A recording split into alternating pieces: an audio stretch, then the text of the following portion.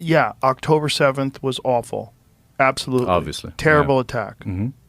But also, what they've done to Gaza is fucking insane. It's insane. And if you can't see that, if you can't say that, and your response is, Israel has the right to defend itself. Like, what are you talking about? Against what? Children? Right. Against women and children that are getting blown apart? Against aid workers that are getting killed? Yeah. Like, what are you talking about? Like, we can't have a rational conversation if you're not willing to address that. Before I share my thoughts on what Joe Rogan just said, I want you to also hear from Candace Owens. She made a very interesting point that I'd like you to listen to. Israel's controlling our government. Trump is powerless against him. We haven't had, I don't think we've been a sovereign nation since they shot JFK. And when I say they, it's like people online say, what do you mean by they? I'm talking about Israel. I don't want you guys to read in between. I'm talking about Israel. So let's stop making that a taboo subject because they've gone mask down. Everything they're doing is demonic. I want nothing to do with it. I will never support Israel into the future after what they've done to these children. The starvation campaign. I don't care. Please write your article. You've already written them all. I don't know what you could add about me. But I do not support Israel. And I don't think that Jewish Americans should support Israel. And I hope that they're now having those conversations. I see many of them recognizing that they have been propagandized into believing they have to support this demonic state. And so I'm hoping now that we're getting to that point where people can recognize that whether you're Black, you don't have to agree with BLM, whether you're Jew, allowing your identity to shape your morality is problematic, okay?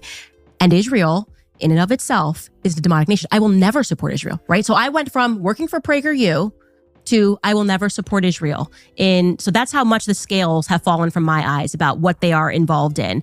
And if this isn't your wake-up call to just look at the footage of what they are doing, they're playing Hunger Games and throwing food at them and then killing people and seeing who survives.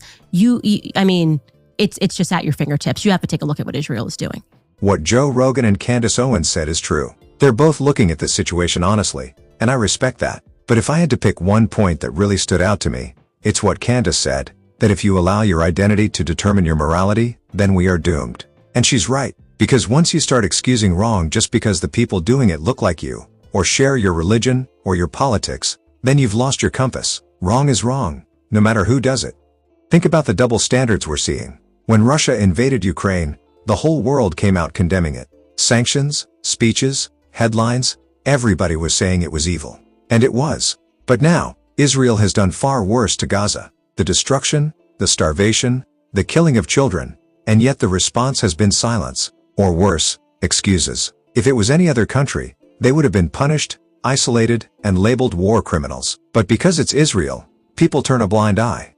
Let's be clear, what Hamas did on October 7th was terrible.